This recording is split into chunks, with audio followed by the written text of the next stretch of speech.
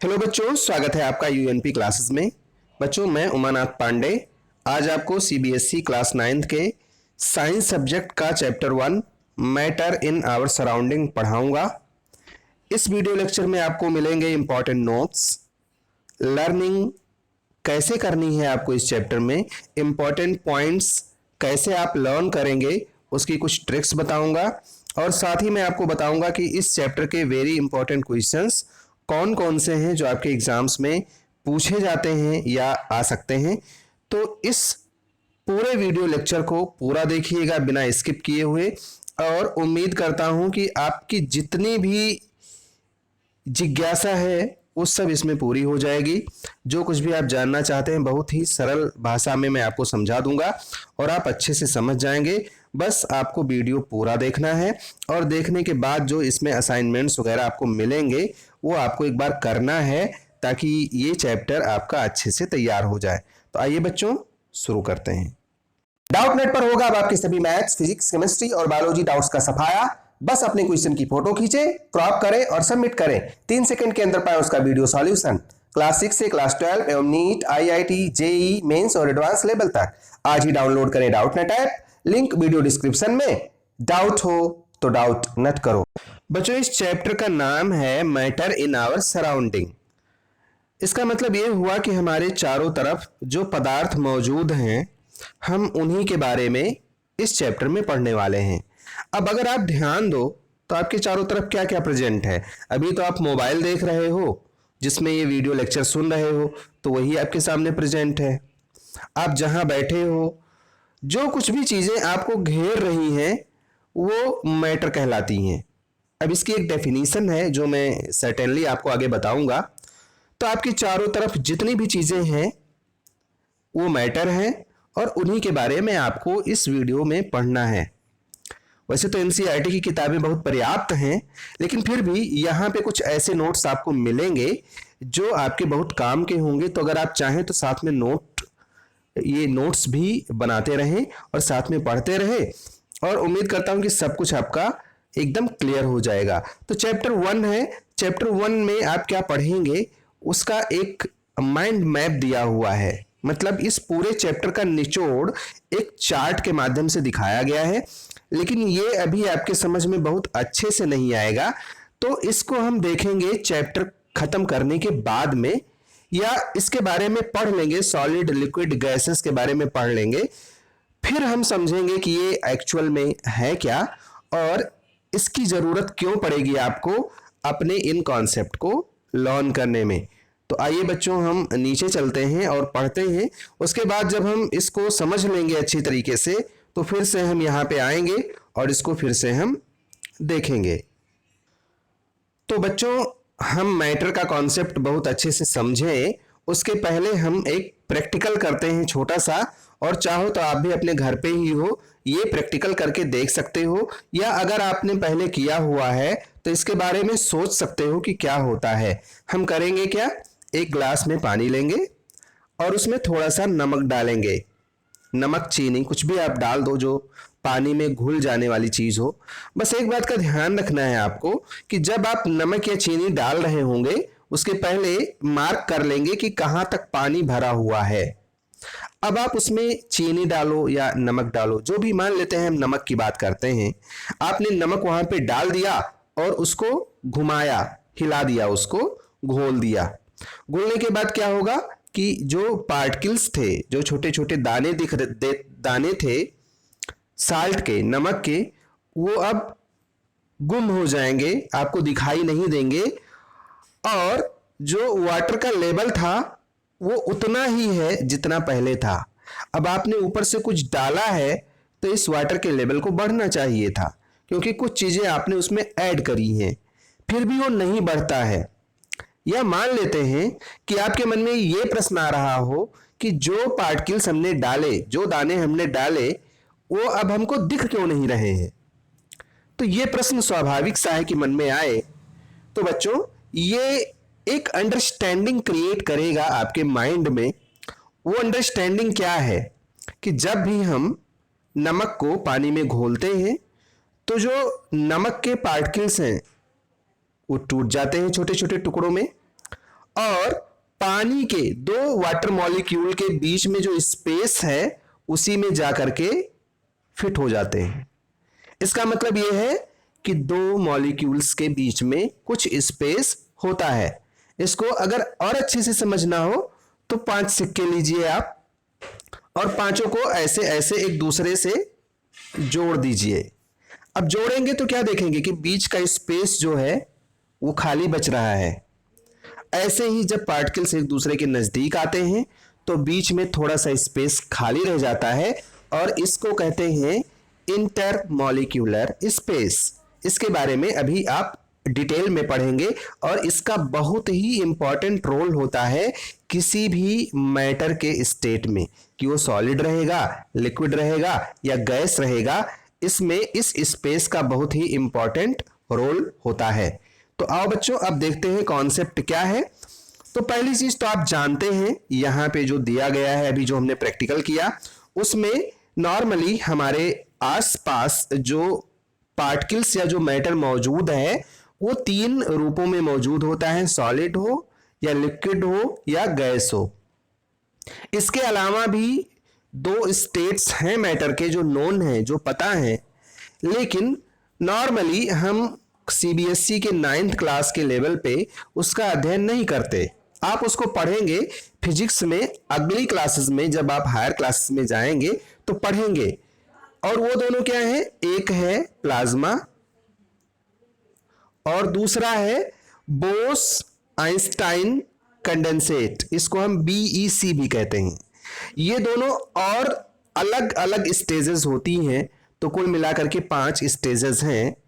उन 5 में से नॉर्मली हमारे चारों तरफ यही 3 प्रेजेंट होती हैं, सॉलिड, लिक्विड या गैस। और आपके सिलेबस में इतना ही दिया है तो हम इसी पे फोकस करेंगे। हालांकि आपके एनसीईआरटी की किताब में ये बीईसी और प्लाज्मा के बारे में भी थोड़ा बहुत बताया गया है, तो आप उसको पढ़ सकते हैं, बशर्ते ये 3 ज्यादा इंपॉर्टेंट है और यही 3 आप इसमें पढ़ेंगे। अब क्या होता है बच्चों, जो सॉलिड्स होते हैं इसको भी हम डिटेल में भी पढ़ेंगे। सॉलिड्स के यहाँ पे मॉलिक्यूलर स्ट्रक्चर को दिखाया गया है, मॉलिक्यूलर ओरिएंटेशन को दिखाया गया है कि मॉलिक्यूल्स किस तरीके से लगे होते हैं।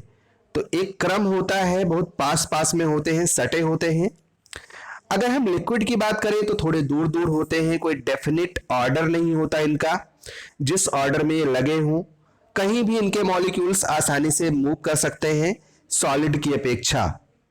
अगर हम गैस की बात करें तो इनके मॉलिक्यूल्स एक दूसरे से बहुत ज्यादा दूर दूर होते हैं और हमेशा मूव करते रहते हैं, स्पेस ज्यादा होता है। तो इन सब के बारे में हम डिटेल में पढ़ेंगे कि इसका प्रभाव क्या पड़ता है। चलो हम देखते हैं कि मैटर है क्या। तो बच्चों मैटर को अगर सिंपली आपको डिफाइन करना हो कि मैटर क्या है तो हम कैसे करते हैं, एवरीथिंग इन दिस यूनिवर्स, या हम कहते हैं everything around us which have mass and occupies some space. कोई भी चीज जो हमारे चारों तरफ मौजूद है, अगर उसमें कुछ द्रव्यमान है और वो थोड़ा सा स्थान घेरती है तो उसको हम मैटर कहेंगे। आप बात समझ पाए, हमारे चारों तरफ मौजूद कोई भी चीज जिसमें कुछ भार होता है, द्रव्यमान होता है और वो थोड़ा सा स्थान घेर रहा हो, थोड़ी सी जगह कवर कर रहा हो, उसी को हम मैटर कहेंगे।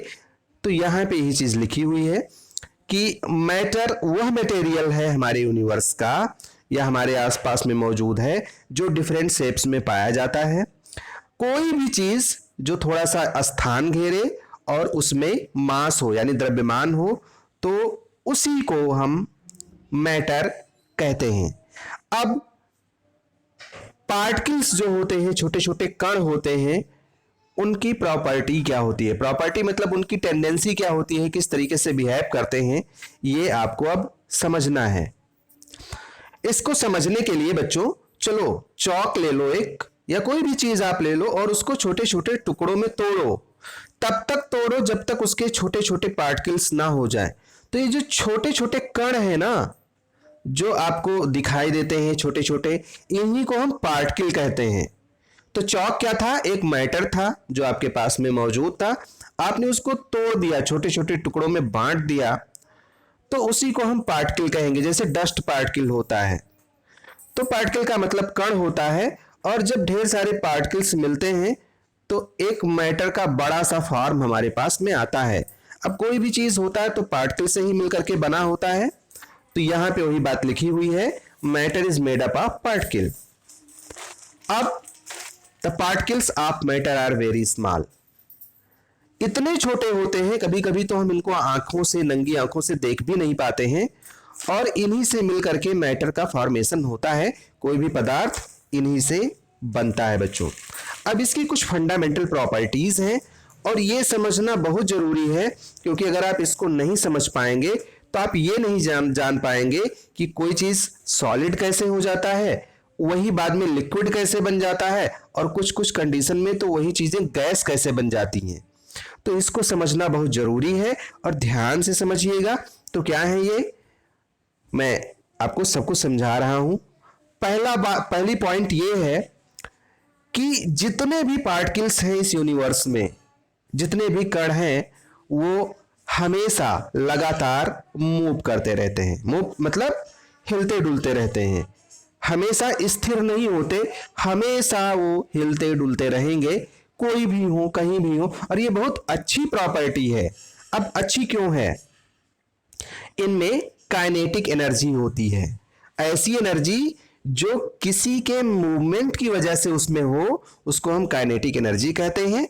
जैसे जैसे हम तापमान बढ़ाते हैं बच्चों, तापमान का मतलब जैसे जैसे उसको हम गर्म करते हैं, ये पार्टिकल्स मूव करते हैं, जल्दी जल्दी मूव करने लगते हैं, हिलने डुलने लगते हैं, और इन पार्टिकल्स की काइनेटिक एनर्जी बढ़ती है, मतलब गतिज ऊर्जा इनकी बढ़ जाती है। अभी देखो, पानी को आप गर्म करो तो पानी के मॉलिक्यूल जल्दी जल्दी इधर उधर भागते हुए नजर आएंगे। तो इसी को हम कहते हैं काइनेटिक एनर्जी। मतलब किसी की मूवमेंट की वजह से, किसी की गति की वजह से अगर उसमें कोई ऊर्जा आ रही है, एनर्जी आ रही है, तो काइनेटिक एनर्जी होती है। और हर पार्टिकल हमेशा मूव करता रहता है। अगर हम इसके टेम्परेचर को बढ़ाते हैं तो उसकी काइनेटिक एनर्जी भी बढ़ जाती है, इसको याद रखिएगा। दूसरी चीज अभी हमने आपको बताया ही है कि जो मैटर के पार्टिकल्स होते हैं उनके बीच में थोड़ा सा स्पेस होता है।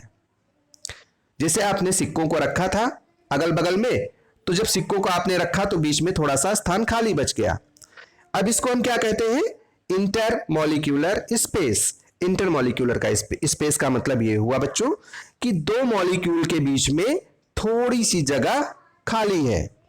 और चूंकि पार्टिकल्स गोल होते हैं, एटम्स गोल होते हैं, तो उनके बीच में हर हाल में कितना भी हम सटा के रखेंगे, कुछ ना कुछ स्पेस खाली बच जाएगा, और इसी को हम कहते हैं इंटरमॉलिक्यूलर स्पेस।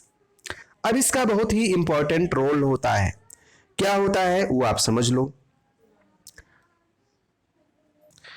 जैसे कि अभी हमने आपको समझाया कि जब हम नमक को पानी में घोलते हैं तो वो नमक के जो पार्टिकल हैं वो पानी के दो पार्टिकल के बीच में जो स्पेस खाली है उसमें जाकर के एडजस्ट हो जाते हैं, और इसीलिए पानी की सतह या पानी का लेवल नहीं बढ़ता है।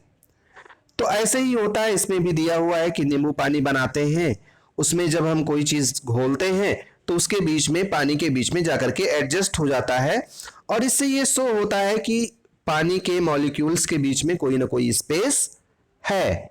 और ऐसा हर एक पार्टिकल के बीच में, हर एक मैटर में होता है। तो इसको आप याद रखिएगा। तीसरा पॉइंट ये है, और ये बहुत ही इंपॉर्टेंट है क्योंकि आगे भी चल करके इसको आप पढ़ोगे। इस यूनिवर्स में बच्चों कोई भी दो पार्टिकल कहीं भी हो तो एक दूसरे को अट्रैक्ट करते हैं। ध्यान से समझना, दो पार्टिकल्स हमेशा एक दूसरे को अट्रैक्ट करते हैं। इसका एक पर्टिकुलर नेम होता है, वो नेम मैं बता रहा हूं। उसका नेम है intermolecular force of attraction. Intermolecular का मतलब दो मॉलिक्यूल के बीच में क्या होता है, फोर्स ऑफ अट्रैक्शन। यानी दो मॉलिक्यूल्स हमेशा एक दूसरे को अपनी तरफ आकर्षित करेंगे, और ये बहुत ही इंपॉर्टेंट प्रॉपर्टी है। कैसे, जैसे मान लो आप हो और आपका कोई फ्रेंड हो, तो जब आप एक दूसरे को देखते हो तो नजदीक चले जाते हो, मन नहीं करता कि एक दूसरे से दूर हो। इसका मतलब आप दो लोगों के बीच में कोई ना कोई लगाव ऐसा है, कोई ना कोई बॉन्ड ऐसा है जो एक दूसरे को बांधे रखता है एक दूसरे से। ऐसे ही दो पार्टिकल्स हैं अगर, तो ये दोनों एक दूसरे को अपनी अपनी तरफ खींचेंगे। ये इसको अपनी तरफ खींचेगा और ये इसको अपनी तरफ खींचेगा। इसी को हम कहते हैं इंटरमॉलिक्यूलर फोर्स ऑफ अट्रैक्शन। मतलब ये पार्टिकल जो हैं एक दूसरे को अपनी तरफ आकर्षित करेंगे और इसी आकर्षण को कहते हैं इंटरमॉलिक्यूलर फोर्स ऑफ अट्रैक्शन। अब सोचो, अगर ये फोर्स ज्यादा होगा बच्चों तो ये पार्टिकल्स नजदीक नजदीक आ जाएंगे। अब नजदीक नजदीक आ जाएंगे, ज्यादा नजदीक रहेंगे तो वो चीज सॉलिड हो जाएगी। अगर इनके बीच में थोड़ा सा कम है तो ये तनिक दूर दूर रहेंगे और वो चीज लिक्विड रहेगा। अगर उनके बीच में इंटरमॉलिक्यूलर फोर्स ऑफ अट्रैक्शन एकदम कम है तो कोई पार्टिकल यहां है, कोई पार्टिकल यहां है, कोई यहां है, कोई यहां है, वो गैस के फॉर्म में आ जाएगा। तो कहने का मतलब आप समझ गए ना कि इंटरमॉलिक्यूलर फोर्स ऑफ अट्रैक्शन जो है बच्चों, वो एक दूसरे पार्टिकल को, दो पार्टिकल्स को एक दूसरे की तरफ आकर्षित करता है और जितना ज्यादा होगा उतना ही ज्यादा वो सॉलिड होता जाएगा। जैसे जैसे इंटरमॉलिक्यूलर फोर्स ऑफ अट्रैक्शन कम होगा बच्चों, पार्टिकल्स एक दूसरे से दूर होंगे तो सॉलिड चेंज होगा लिक्विड में, और जब और ज्यादा दूर हो जाएंगे तो लिक्विड चेंज हो जाएगा गैस में। इसको याद रखना क्योंकि अभी आगे चल करके एक कॉन्सेप्ट आएगा लैटेंट हीट का, उसमें आपको इसको समझना होगा। अगर ये कॉन्सेप्ट आपको याद नहीं रहेगा तो लैटेंट हीट का कॉन्सेप्ट आप नहीं समझ पाओगे। तो मैं इन तीन बातों को एक बार फिर से रिवाइज कर देता हूं। पार्टिकल्स हमेशा मूव करते रहते हैं, पहला पॉइंट आपने सीखा था। दूसरी बात आपने सीखी कि दो पार्टिकल्स के बीच में हमेशा स्पेस होता है जिसको इंटरमॉलिक्यूलर स्पेस कहते हैं। और आपने ये भी सीखा है कि पार्टिकल्स हमेशा एक दूसरे को अट्रैक्ट करते हैं, इसको हम कहते हैं इंटरमॉलिक्यूलर फोर्स ऑफ अट्रैक्शन। इन तीन चीजों के आधार पे, इन तीन प्रॉपर्टीज के आधार पे हमको कुछ निष्कर्ष निकलता हुआ दिखेगा। अब वो निष्कर्ष क्या है वो हम यहां पे सीखेंगे बच्चों। तो उम्मीद करता हूं कि आपको ये याद होगा, और अगर याद है तो भी सही है, मैं आपको समझाता हूं। देखो, पहला पॉइंट तो ये है कि जो स्पेस होता है पार्टिकल्स के बीच में और जो काइनेटिक एनर्जी होती है, मतलब दो चीजें हैं। स्पेस मतलब खाली स्थान, जो हमने बताया था आपको, इंटरमॉलिक्यूलर स्पेस, दो मॉलिक्यूल्स के बीच में स्पेस होना, और उनके बीच की काइनेटिक एनर्जी।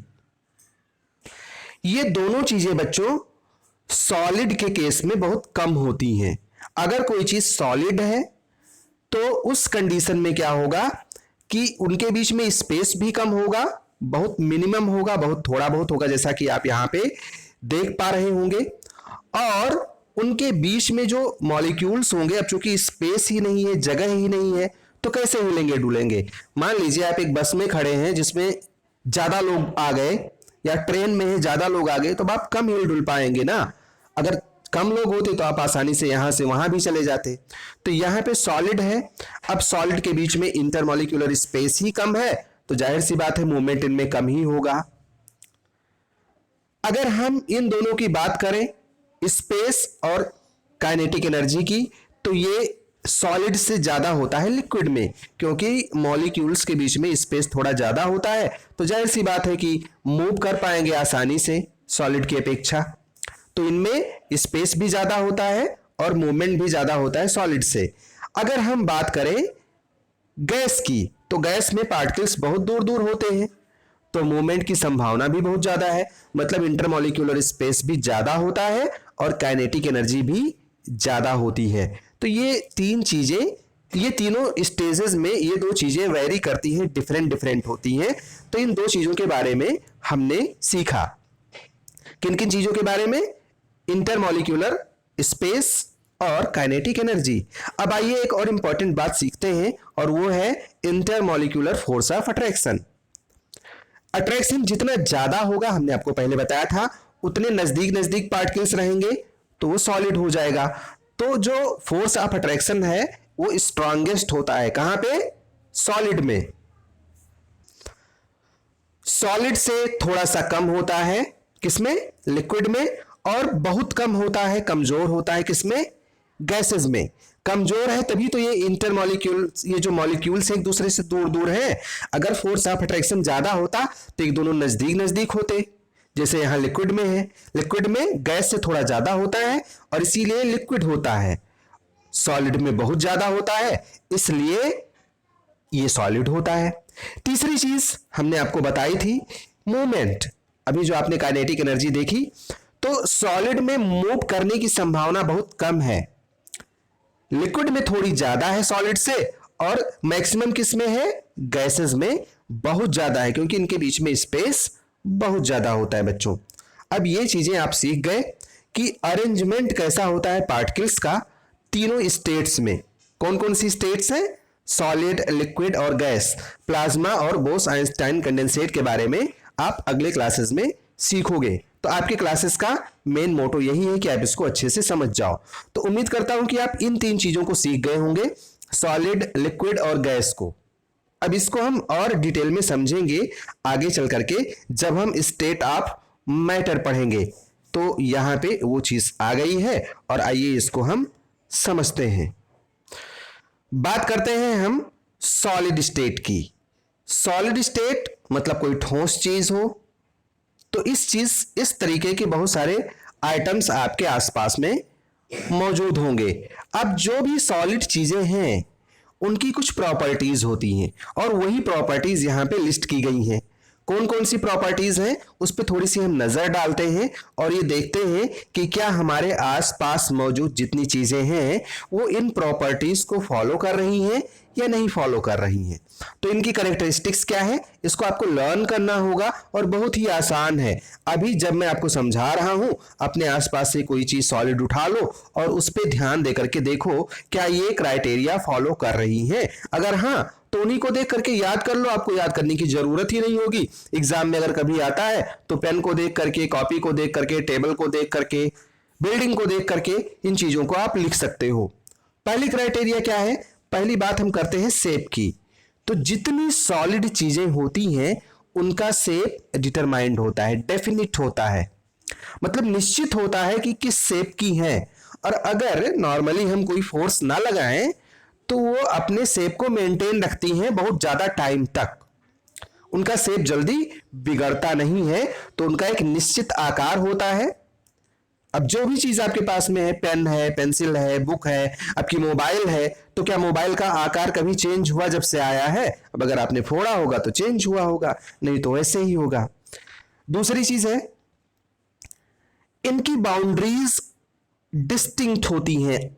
आपको अगर कहीं मान लेते हैं टेबल पे एक डस्टर रख दिया गया तो क्या होगा, डस्टर आपको क्लियरली दिखेगा कि यहां से यहां तक डस्टर है। और इसी को हम कहते हैं डिस्टिंक्ट बाउंड्री, कि कोई चीज कहीं रखी हो, कहीं बाइक खड़ी हो तो आपको बाइक नजर आएगी कि हाँ यहां से यहां तक इसकी ये चीजें हैं। तो इसको हम डेफिनिट बाउंड्री कहते हैं और ये भी सॉलिड की एक प्रॉपर्टी होती है। हाई रिजिडिटी एंड इनकम्प्रेसिबिलिटी, इसका मतलब समझ लो, इनमें रिजिडिटी होती है, कठोर होते हैं, सघन होते हैं। अगर आप इनको उठाओगे, दबाओगे तो महसूस होगा कि यहां कोई सॉलिड चीज आपके हाथ में है, कोई ठोस है। जैसे आप एक लोहे की ऐसी पाइप लो जो बीच में खोखली हो और एक लोहे का मोटा सा रॉड लो, तो दोनों को हाथ में, अगर एक हाथ में एक ले लो, दूसरे हाथ में दूसरा ले लो, तो आपको पता चल जाएगा कि एक वजन है ज्यादा, एक हल्का है, यानी एक सॉलिड है और एक कम सॉलिड है, या वो थोड़ा सा इसकी अपेक्षा खोखला है। तो रिजिडिटी मतलब उसकी सघनता, उसकी दृढ़ता कितनी है, कितना दृढ़ है, कितना मजबूत है वो। इनकम्प्रेसिबिलिटी का मतलब ये है जो सॉलिड होता है उसको हम बहुत ज्यादा दबा नहीं सकते। जैसे गैस को सिलेंडर में हम भर देते हैं और दबाते जाते हैं, दबाव डालते हैं, वो लिक्विड में चेंज हो जाता है और इसीलिए उसको लिक्विफाइड पेट्रोलियम गैस कहते हैं। मतलब ऐसा गैस जो लिक्विड में चेंज हो गया हो, तो उसको दबाव डाल करके हमने लिक्विड में चेंज कर दिया। लेकिन जो गैसेस जो सॉलिड होती हैं इन पे हम बहुत ज्यादा दबाव नहीं डाल सकते, इनको बहुत ज्यादा हम प्रेस नहीं कर सकते, ये इनकम्प्रेसिबल होते हैं in respect with liquid and gases. अब एक एग्जाम्पल लेते हैं। एग्जाम्पल चलो बाद में लेंगे, पहले हम आपको लास्ट पॉइंट समझा देते हैं। Have a definite volume. Volume का मतलब आप समझ रहे हो कि एयर में कोई चीज कितना स्पेस कवर कर रहा है, उसी को उसका वॉल्यूम कहा जाता है। तो जितने भी सॉलिड्स होते हैं ना, वो एक डेफिनिट वॉल्यूम लेते हैं हवा में। उनका वॉल्यूम डेफिनिट होता है, निश्चित होता है कि जब भी हम उनको रखेंगे उतना स्थान वो घेरेंगे ही घेरेंगे, और उनका वॉल्यूम जो होगा कभी चेंज नहीं होगा। जितना एक जगह पे होगा उतना ही वो दूसरी जगह पर भी होगा। अब इसका एक एग्जांपल लेते हैं। रबर बैंड की बात अगर हम करें तो आप क्या जानोगे कि ये सॉलिड है या लिक्विड है या गैस है? तो रबर बैंड मतलब समझ रहे हो, जिसको हम खींचते हैं। तो बहुत ही आसानी से आप इसको समझ जाओगे। मान लेते हैं एक रबर बैंड हमने हाथ में लिया और उसको खींचा। जब तक हमने उस पर फोर्स अप्लाई किया तब तक वो तो उसका शेप चेंज हो गया, लेकिन जैसे ही हमने फोर्स हटाया क्या होता है, वो अपने पुराने शेप में फिर से लौट आता है। इसका मतलब वो सॉलिड था तो उसकी शेप क्या है, डेफिनिट है।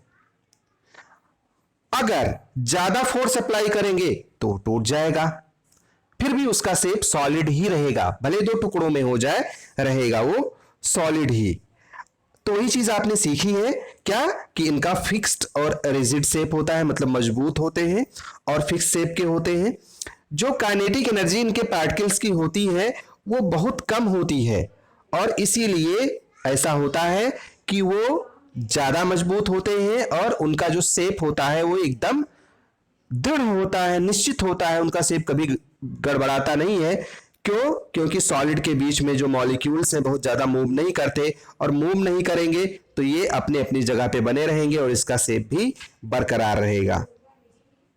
अब एक क्वेश्चन कभी कभी पूछ लिया जाता है कि जब हम चीनी को या नमक को पानी में घोलते हैं तो उनका शेप तो उस तरीके से मेंटेन रह नहीं जाता, उस कंटेनर के शेप में आ जाते हैं। तो क्या वो लिक्विड हैं या गैसेस हैं? तो नहीं बच्चों, वो सॉलिड ही हैं, क्योंकि जो चीनी है या नमक है उनका जो सबसे स्मॉलेस्ट पार्टिकल है जिसको हम क्रिस्टल कहते हैं, उसका शेप कभी नहीं गड़बड़ाता। वो जिस शेप में होता है उसी शेप में रहता है और उसके बीच में जाकर के एडजस्ट हो जाता है पानी के मॉलिक्यूल्स के बीच में, इसीलिए ये सॉलिड होते हैं। तो एग्जाम में कभी कभी ये पूछा जाता है। अब आइए हम बात करते हैं लिक्विड स्टेट की। तो जब हम लिक्विड की बात करते हैं आपके ध्यान में बहुत सारी चीजें आती होंगी, पानी है, ऑयल है, या कोई भी चीज जिसमें फ्लूइडिटी हो, जो बह सकता हो, उसी को हम लिक्विड कहते हैं नॉर्मल लैंग्वेज में।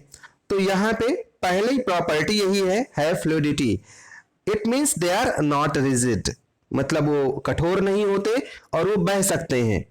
अब दो ही चीजें फ्लूइड होती हैं, एक तो लिक्विड होता है और दूसरा क्या होता है, गैस। गैसेस भी फ्लो कर सकती हैं, तो इनमें फ्लूइडिटी होती है। लो कंप्रेसिबिलिटी होती है, हम इनको बहुत ज्यादा नहीं दबा सकते बट दबा सकते हैं। जैसे आप ये देख लो कि जो सॉकर होता है या जो एरोप्लेन के जो पहिए लगे होते हैं उसके बीच में कुछ लिक्विड भरा होता है और वो शॉक को एब्जॉर्ब कर लेता है। जब भी लैंड करते हैं, जब भी कोई झटका लगता है तो क्या होता है, जितना झटका होता है वो वाटर को या लिक्विड को दबाने में यूज हो जाता है। हम बहुत ज्यादा नहीं दबा सकते। अब अगर आपने एक ग्लास लिया और ग्लास में पानी भर लिया, अगर आप इसको बहुत ज्यादा दबाने का प्रयास करेंगे तो क्या होगा, या तो ये यहां से टूट फूट जाएगा या यहां से और पानी बाहर निकल जाएगा। हाँ, थोड़ा बहुत हम इसको दबा सकते हैं और बहुत ज्यादा नहीं दबा सकते, तो कंप्रेसिबिलिटी कम होती है। डेफिनिट शेप इसका नहीं होता। डेफिनिट शेप का मतलब है कि कोई इसका आकार नहीं होता। अगर हम 1 लीटर पानी लें, उसको हमने ग्लास में डाला तो ग्लास के शेप का हो गया, हम कटोरे में डालेंगे तो कटोरे के जैसा हो जाएगा। इसका मतलब यह है कि इसकी बाउंड्री चेंज होती रहती है। जिस भी जगह पे हम इसको डालेंगे उसके हिसाब से अपना शेप चेंज कर लेगा। इसकी बाउंड्री चेंज होगी, जिस भी बर्तन में डालेंगे उसी की बाउंड्री के हिसाब से इसका शेप चेंज हो जाएगा। तो वही चीज यहां पे लिखी हुई है। लेकिन बच्चों, अगर 1 लीटर पानी हमने ग्लास में से निकाल करके कटोरे में डाला, बॉटल में डाल दिया, बाल्टी में डाल दिया, कहीं भी डाल दें, भगोने में डाल दें, वो रहेगा 1 लीटर ही। मतलब ये जो इसका वॉल्यूम था बच्चों वो चेंज नहीं होता, वो हमेशा फिक्स होता है। तो तीन चीजें आप जान लो, ये फ्लूइड होते हैं मतलब बह सकते हैं, फ्लो कर सकते हैं, इनको कम कंप्रेस किया जा सकता है, इनका शेप कोई डेफिनिट नहीं होता है और इनका वॉल्यूम डेफिनिट होता है। ये होती हैं लिक्विड्स। अब ऐसा क्यों होता है ये जान लो। जो फोर्स ऑफ अट्रैक्शन है लिक्विड के पार्टिकल्स के बीच में, वही उनके वॉल्यूम को सेम रखता है। मतलब जो फोर्स ऑफ अट्रैक्शन उनका था वो उसको मेंटेन रखते हैं और इसी वजह से उसमें वॉल्यूम उनका चेंज नहीं हो पाता है। तो यही चीजें बच्चों यहां लिखी हुई हैं और इसको आप देख सकते हो, पढ़ सकते हो। यहां पे एक चीज इंपॉर्टेंट लिखी हुई है डिफ्यूजन के बारे में, कि जो गैसेस होती हैं डिफ्यूज कर जाती हैं और वाटर में आकर के घुल जाती हैं और इसी वजह से जो पानी में रहने वाले जानवर हैं वो वहां से ऑक्सीजन या कार्बन डाइऑक्साइड गैस ले पाते हैं। तो डिफ्यूजन के बारे में भी आप अगले क्लासेस में, अगले चैप्टर्स में पढ़ोगे। आइए हम बात कर लेते हैं गैसियस स्टेट की। गैसियस स्टेट का मतलब होता है बच्चों जो गैसेस हैं जिनको नॉर्मली हम देख नहीं पाते हैं, फील करते हैं, उन्हीं को हम इसमें स्टडी करेंगे। तो उनमें भी जैसा कि हमने आपको पहले ही बताया था कि फ्लूइडिटी होती है, वो फ्लो कर सकती हैं। अगर आप यहां से फूंको तो ये हवा फ्लो होती हुई आपके सामने बैठे हुए किसी आदमी के पास में, वहां उनके पास तक पहुंच जाएगी। हैव हाई कंप्रेसिबिलिटी मतलब इनको हम बहुत ज्यादा दबा सकते हैं। ऐसे समझ लो कि एक बैलून में थोड़ी सी हवा आप भर लो और उसको दबाते जाओ, या ऐसे समझ लो कि जब सिलेंडर में गैस भरा जाता है तो उसको ज्यादा प्रेशर होता है और ज्यादा प्रेशर की वजह से दबती जाती हैं और वो लिक्विड में चेंज हो जाती हैं और इसीलिए हम उसको लिक्विफाइड पेट्रोलियम गैस कहते हैं। अब चूंकि इसको हम चेंज कर सकते हैं, इसका शेप बदल सकते हैं, तो इसकी कोई बाउंड्री जाहिर सी बात है नहीं होगी। अगर आपने थोड़ी सी हवा किसी कमरे में छोड़ दी तो कमरे के शेप में हो जाएंगी, वो पता नहीं कहां फैल जाएंगी। तो उनकी बाउंड्री कोई डेफिनिट नहीं होती है, हो सकता है थोड़े से स्थान में रहे, हो सकता है फैल जाए। तो ना बाउंड्रीज होती है, ना कोई शेप होता है और उनका कोई वॉल्यूम भी नहीं होता। क्यों? क्योंकि अगर आपने मान लेते हैं थोड़ी सी हवा कहीं पे छोड़ी एटमॉस्फेयर में, तो उसके मॉलिक्यूल्स यहां से लेकर के यहां तक हर जगह फैल जाएंगे। तो इनका वॉल्यूम तो अब इतना हो गया ना, तो जितना स्पेस अवेलेबल है उसके हिसाब से इनका वॉल्यूम चेंज होता रहता है। ये थोड़े से स्पेस में भी आ सकती हैं और बहुत ज्यादा स्पेस भी कवर कर सकती हैं। और ऐसा क्यों होता है ये आप जानते हो। क्यों? आप याद करो थोड़ा सा, हमने आपको बताया था क्योंकि इनके बीच में जो इंटरमॉलिक्यूलर फोर्स ऑफ अट्रैक्शन है बहुत कम है और इसीलिए ये मॉलिक्यूल्स एक दूसरे के बीच में मूव कर सकते हैं, आसानी से इधर उधर आ जा सकते हैं।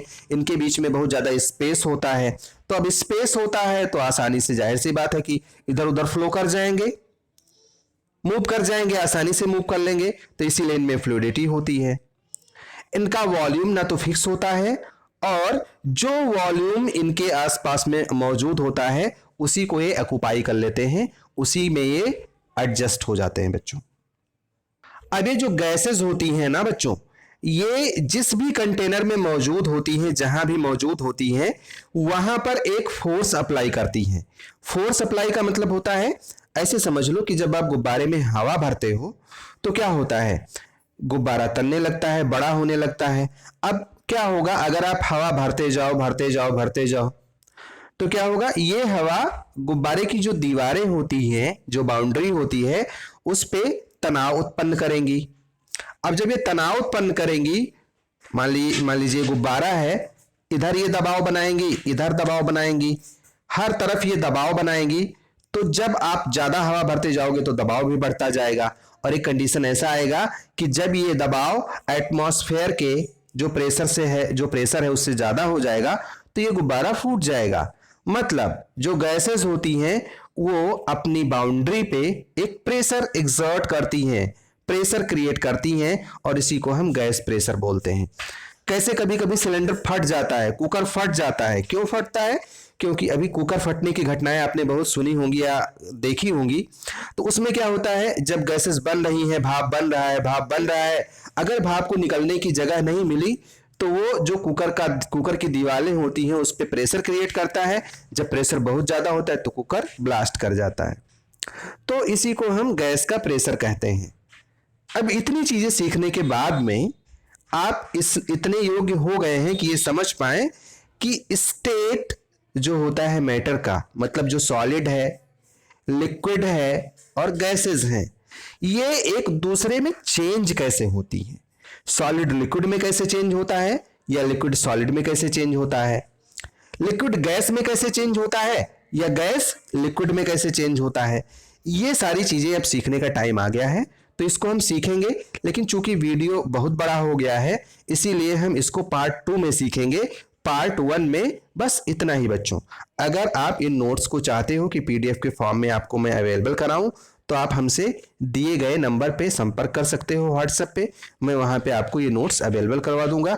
अगर आप हमारी ऑनलाइन क्लासेस ज्वाइन करना चाहते हो तो बहुत ही कम फीस पे आप उसको ज्वाइन कर सकते हो। तो हमारे साथ बने रहिए। दूसरे पार्ट में मैं ये चैप्टर पूरा खत्म कर दूंगा। तब तक के लिए इतना पढ़ के अच्छे से तैयार कर लेना, और आपको मैं अगले जब भी ये अगला पार्ट शुरू करूंगा तब कुछ क्वेश्चंस पूछूंगा जो हमने पार्ट 1 में पढ़ाया है, तो इसको आपको याद होना चाहिए। तब तक के लिए all the best. May God bless you. Thank you for watching.